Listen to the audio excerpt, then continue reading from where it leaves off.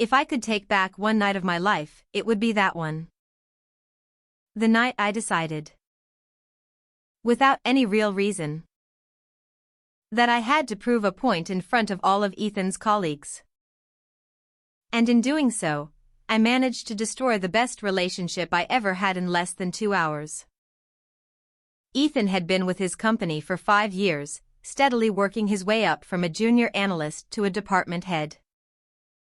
He wasn't flashy about it, but I knew how much he cared about his work. When he got the invitation for their annual awards gala, he asked me to come as his date. "It's a big night," he'd said. "I'd really like you there." I remember feeling proud. Out of all the people he could take, he wanted me by his side.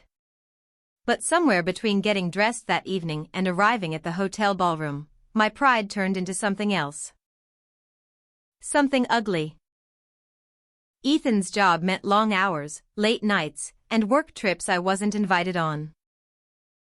I'd started to convince myself that his coworkers saw more of him than I did, and I guess, in my mind, that meant I needed to remind everyone that I was the most important person in his life. When we arrived, Ethan looked incredible in his suit. He introduced me to his team, his boss, even the CEO. Everyone was polite, welcoming, and I should have left it at that. But as the night went on, I noticed how easily Ethan talked to everyone. Especially the women on his team. They laughed at his jokes, touched his arm when they spoke to him. My jealousy kicked in hard. During dinner, his boss gave a speech about Ethan's contributions to a big project. Everyone applauded, and I should have joined in. Instead, I made a loud joke about how the project must have been easy since he never brings work home. A few people laughed awkwardly, but I saw Ethan's jaw tighten. After a couple of glasses of wine, I got worse.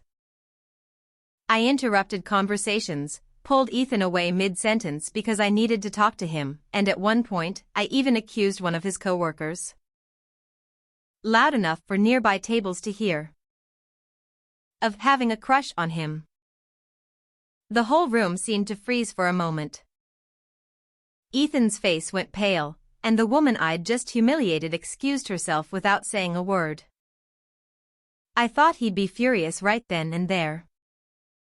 Instead, he calmly placed his napkin on the table, excused himself, and didn't return for the rest of the evening. I ended up leaving alone. When I got back to our apartment, Ethan wasn't there. I assumed he was cooling off, maybe staying with a friend for the night.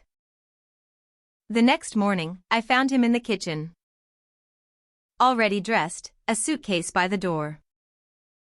"We need to talk," I said, my voice shaking. He nodded. "We do. But it's going to be a short conversation." I started to apologize, but he held up his hand. "You embarrassed me in front of my entire company last night. You undermined me, disrespected my coworkers, and made a scene because you were jealous. That's not who I want to be with." I tried to tell him I'd just had too much to drink, that I was feeling insecure, that I didn't mean any of it. But he didn't soften. "I've defended you to people before," he said quietly. "But last night, I couldn't. I realized I don't want to spend my life wondering if you're going to tear me down in front of others when you feel threatened." He handed me his apartment key and walked out. It's been over a year since that night. I heard through a mutual friend that Ethan transferred to a different branch of the company. He's dating someone new. A woman who, according to that same friend, gets along with everyone and supports him no matter what.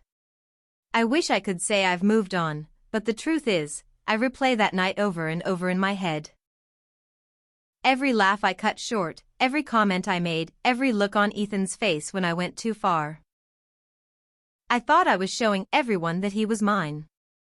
What I really showed them, and him, was that I didn't know how to value him. And the next day, he was gone.